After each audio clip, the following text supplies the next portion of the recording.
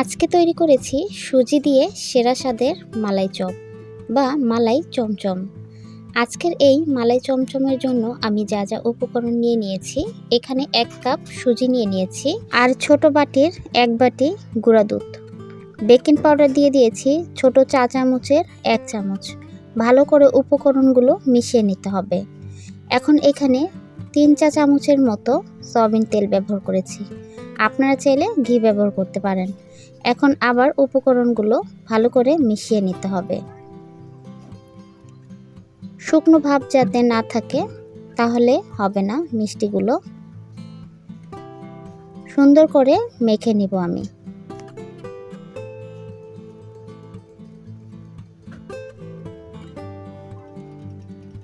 হয়ে গেছে আমার একটি পারফেক্ট।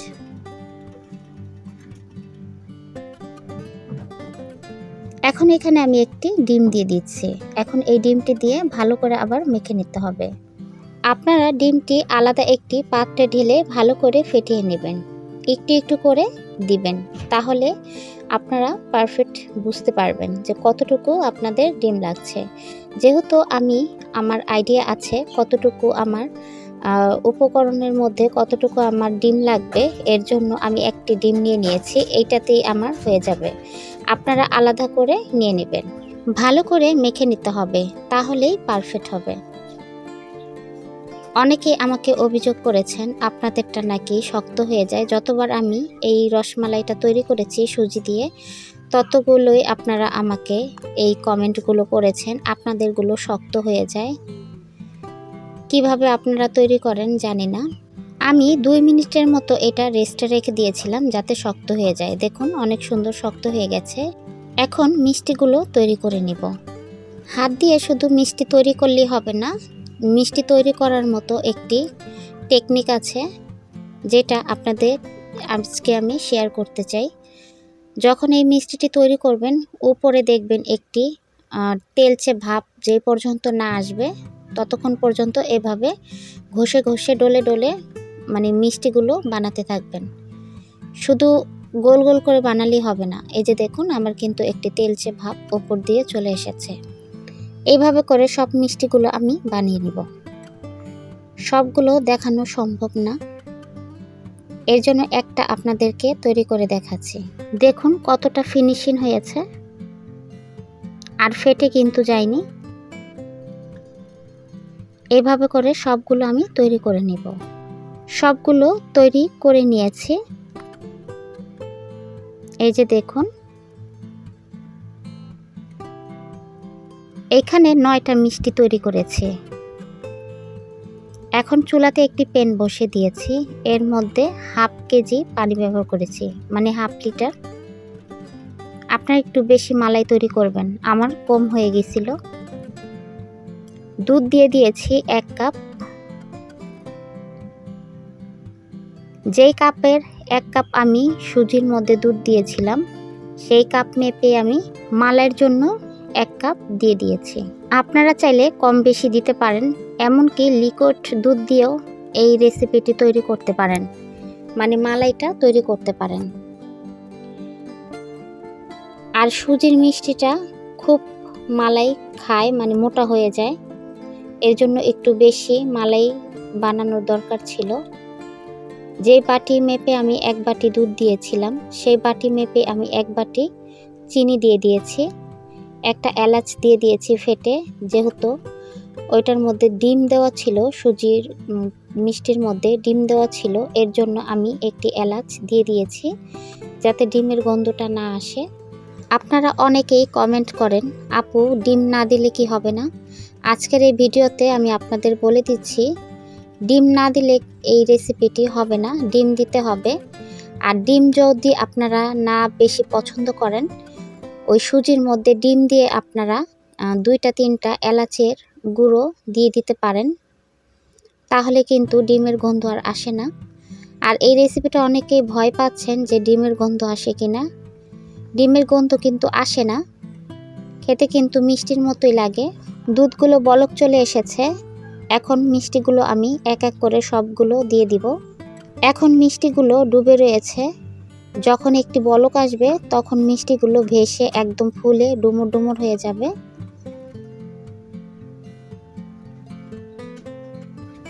আর এই মিষ্টি বেশি জ্বালানোর কোনো প্রয়োজন পড়বে না। বেশি জাল দিলে মিষ্টিটা ভেঙে যাওয়ার সম্ভাবনা থাকে।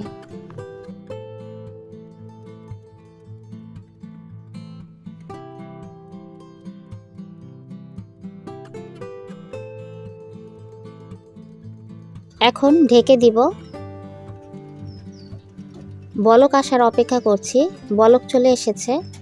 এই যে দেখুন মিষ্টিগুলো ফুলে উঠেছে।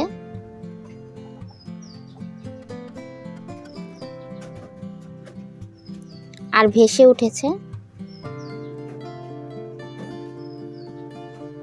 এটা আরো ফুলে ডুমুর ডুমুর হয়ে যাবে।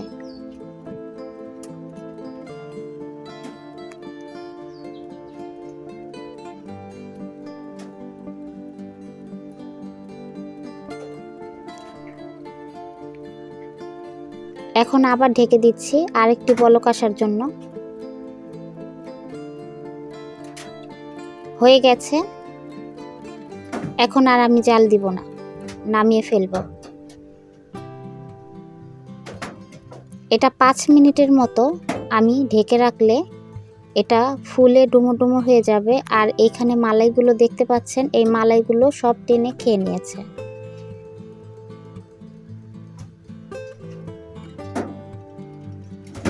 নতুন করে আবার এর মধ্যে আমার মালাই দিতে হয়েছে।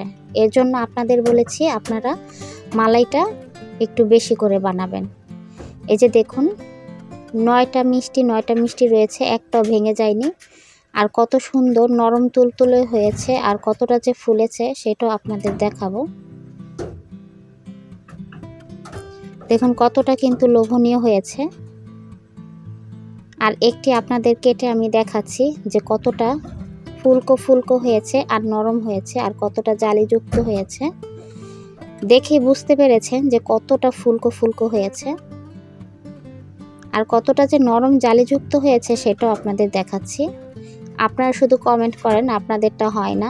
এইভাবে করে তৈরি করলে 100% হবে। এখানে কোনো লুকোচুরি নেই, আমি সরাসরি আপনাদের দেখিয়েছি।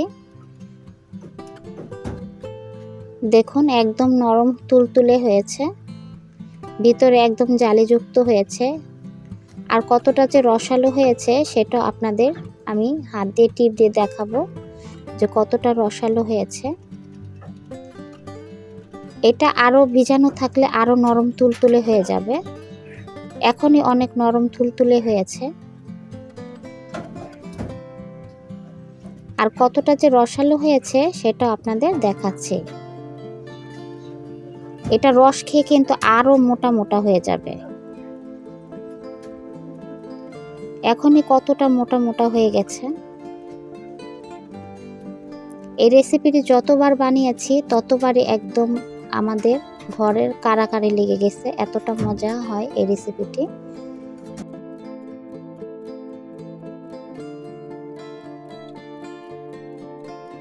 দেখুন একটি টিপ দিয়ে আমি দেখাচ্ছি যে কতটা রস বের হচ্ছে। দেখুন কত সুন্দর রস বের হচ্ছে, মালাইটা বের হচ্ছে, আর কতটা নরম। আবার আমি মালাইয়ের মধ্যে যখন ভিজাবো তখন আবার মালাই ঢুকে যায়। আবার ওই দেখুন মালাই কিন্তু বের হচ্ছে টিপ দিলে। অনেক সুন্দর নরম হয়েছে। দেখুন কত সুন্দর মালাইগুলো বের হচ্ছে, অনেক নরম তুলতুলে হয়েছে। আমার এই মালাইয়ের ভিতরে যতক্ষণ এই মিষ্টিটি ভিজানো থাকবে ততই আরও নরম হবে, তুলতুলে হয়ে যাবে। এই সুজির মালাইটা যত ভিজিয়ে রাখবেন ততই সুন্দর হবে, নরম তুলতুলে হবে, খেতে মজাদার হবে।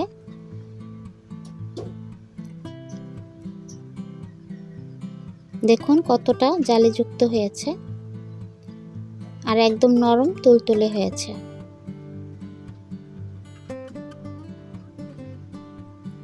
আজকের রেসিপিটি কেমন লেগেছে মতামত কমেন্ট বক্সে অবশ্যই জানাবেন। যদি ভালো লেগে থাকে চ্যানেলটিকে সাবস্ক্রাইব করে পাশে থাকা বেল আইকনটি বাজিয়ে দিবেন আরও নিত্য নতুন এমন রেসিপি দেখার জন্য। আজকের মতো এখানে বিদায় নিলাম। সবাই ভালো থাকবেন, সুস্থ থাকবেন। আল্লাহ হাফেজ।